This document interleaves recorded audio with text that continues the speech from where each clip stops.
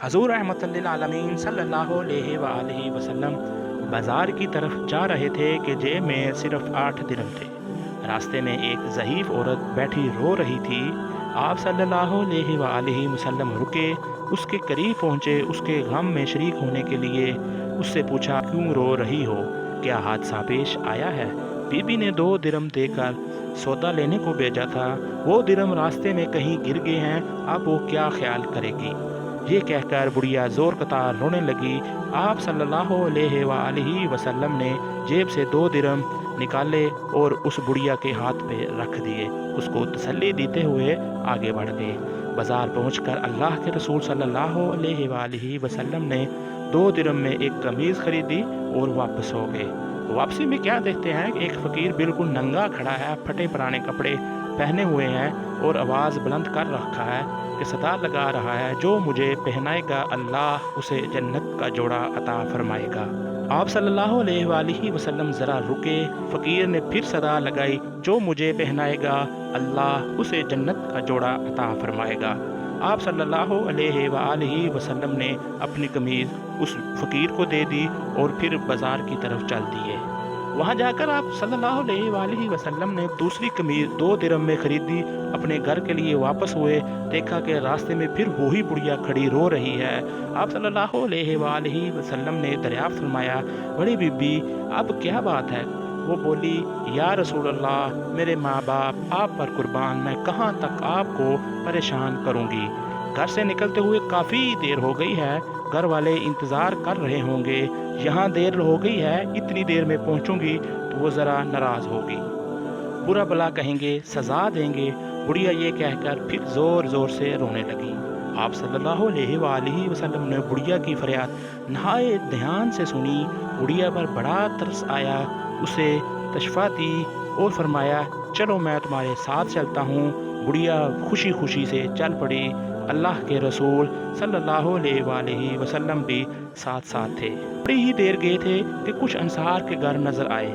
بڑھیا نے رسول اللہ کو بتایا، میں انہی گھروں میں کام کرتی ہوں، ان گھروں کے مرد باہر گئے ہوئے ہیں، گھروں میں صرف عورتیں ہیں۔ آپ صلی اللہ علیہ وآلہ وسلم گھروں کے قریب پہنچے اور ذرا بلند آواز سے کہا، اے بیبیو السلام علیکم ورحمۃ اللہ۔ آواز مانوس تھی، ہر خاتون متوجہ ہو گئی، مگر بالکل خاموش رہی، کسی کے گھر سے کوئی جواب نہ آیا۔ آپ صلی اللہ علیہ وآلہ وسلم نے پھر بلند آواز سے کہا، السلام علیکم ورحمۃ اللہ وبرکاتہ۔ پھر وہ خاموش رہیں، کسی کے گھر سے کوئی جواب نہ آیا۔ خواتین دروازوں کے قریب آ گئیں، مشتاق تھیں کہ وہ آواز پھر آئے۔ اللہ کے رسول نے تیسری بار پھر آواز ذرا بلند کر کے کہا، اے بیبیو السلام علیکم ورحمۃ اللہ وبرکاتہ۔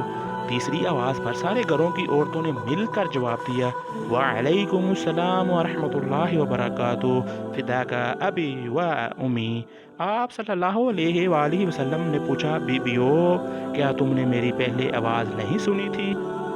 یا رسول اللہ صلی اللہ علیہ وآلہ وسلم، ہم نے آپ کا پہلا ہی سلام سن لیا تھا، آپ کی آواز پہچان لی تھی، لیکن جواب اس لیے نہیں دیا کہ آپ کی زبان مبارک سے سلامتی اور رحمت برکت کی دعائیں ہم اور ہمارے بچے بار بار سنیں۔ عورتوں نے عقیدت و احترام کے ساتھ اپنے ارادے کا اظہار کرتے ہوئے کہا، اللہ کے رسول صلی اللہ علیہ وآلہ وسلم مسکرا دیے اور پھر فرمایا، یہ تمہاری خادمہ ڈر رہی ہے کہ تم اسے ڈانٹو گی اور سزا دو گی۔ اتفاق سے اس اللہ کی بندی کو دیر ہو گئی تھی، میں اس کی سفارش لے کر آیا ہوں۔ رسول اللہ صلی اللہ علیہ وآلہ وسلم کے الفاظ سن کر خواتین کی آنکھوں میں آنسو آ گئے اور ایک زبان ہو کر بولی، یا رسول اللہ، یہ آپ کو سفارش کے لیے لے کے آئی ہے، آپ صلی اللہ علیہ وسلم گواہ رہیں، ہم اسی وقت اس کو آزاد کرتے ہیں، اس پر کسی کا کوئی حق نہیں ہے۔ باندی کی آزادی پر آپ صلی اللہ علیہ وآلہ وسلم کا چہرہ خوشی سے چمک اٹھا۔ آپ صلی اللہ علیہ وآلہ وسلم نے ان نیک خواتین کو دعائیں دیتے ہوئے خوشی خوشی گھر واپس آ گئے۔ اللہ کے رسول صلی اللہ علیہ وآلہ وسلم کے اعلیٰ اخلاق کا ایک پہلو یہ بھی تھا کہ آپ ایک ایسے آدمی کو بھی عزت اور وقار عطا فرمایا جسے معاشرے میں کوئی خاص اہمیت حاصل نہ تھی۔ عربوں کا ایک مشہور قبیلہ بنو غطفان کی ایک شاخ ہے۔ یہ قبیلہ زمانہ قدیم سے مدینہ منورہ کے اطراف میں آباد تھا۔ اس قبیلے کا ایک شخص مدینہ منورہ سے کچھ فاصلے پر رہتا تھا۔ یہ نہایت ہی غریب شخص تھا، شکل و صورت میں بھی زیادہ خوبصورت نہ تھا، مگر اس کی ایک اہم خوبی یہ تھی کہ یہ اللہ کے رسول سے بہت محبت کرتا تھا۔ اللہ کے رسول نے اس سے بھی خوب محبت کی۔ زہر بن حرام الشجعی جب بھی مدینہ منورہ آتا تو اللہ کے رسول کے لیے کچھ دیہاتی تحفے مثلاً تازہ سبزیاں، پھل، ستو، شہد وغیرہ لے کر آتا، اور جب واپس گھر جانے لگتا تو اللہ کے رسول بھی اسے شہری سوغاتیں دے کر رخصت فرماتے۔ ایک دن تو اللہ کے رسول نے اس کو ایک ایسا اعزاز عطا فرمایا جو غالباً کسی اور صحابی کے حصے میں نہ آیا۔ ارشاد فرمایا، زہر ہمارا دیہاتی دوست ہے، ہم اس کے شہری دوست ہیں۔ ذرا حدیث کے الفاظ پر غور فرمائیں۔ یقیناً ہر شہری خاندان کا ایک دیہاتی دوست ہوتا ہے۔ آل محمد کا دیہاتی دوست زہر بن حرام ہے۔ زہر سادہ سا آدمی تھا، شہری آداب سے نا واقف تھا۔ جب اپنے گاؤں سے آتا تو اپنے ہمراہ لائی ہوئی سوغاتیں لے کر بازار ہی میں کسی جگہ کھڑا ہو جاتا اور بیچنا شروع کر دیتا۔ پرانے زمانے سے یہ دستور چلا آ رہا ہے، دیہات سے جب لوگ کوئی شخص سبزیاں پھل وغیرہ لے کر آتا ہے تو لوگ بھاگتے ہوئے اس کے ارد گرد اکٹھے ہو جاتے ہیں۔ انہیں تازہ سبزیاں مل جاتی ہیں جو عموماً سستی ہوتی ہیں۔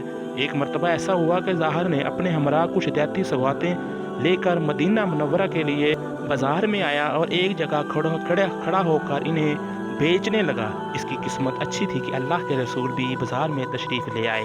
آپ نے جب اپنے دیہاتی دوست کو دیکھا تو آپ نے پیچھے سے جا کر اس کی آنکھوں پر اپنے مبارک ہاتھ رکھ دیے۔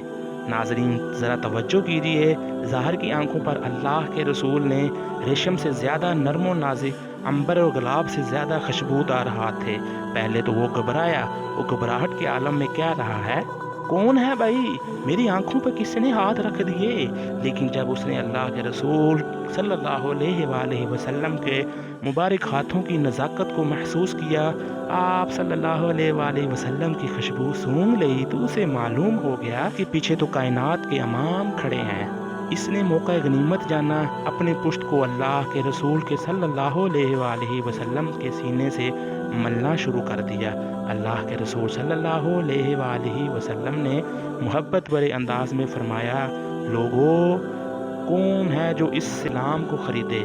ظاہر نے بھی محبت بھرے انداز میں عرض کیا، اللہ کے رسول صلی اللہ علیہ وآلہ وسلم، مجھ جیسے کالے کلوٹے دیہاتی کو کوئی خرید کر کیا کرے گا، وہ تو بڑے خسارے کا سودا ہوگا۔ تو آپ صلی اللہ علیہ وآلہ وسلم نے فرمایا، پیارے ایسا نہ کہو، کیا تمہیں کسی نے کہا ہے کہ تمہارا کوئی قدر و قیمت نہیں ہے؟ تم اللہ کے ہاں بیکار نہیں ہو، تم اللہ اور اس کے رسول صلی اللہ علیہ وآلہ وسلم سے محبت کرنے والے ہو، اس لیے تم اللہ کے ہاں بڑے قیمتی ہو۔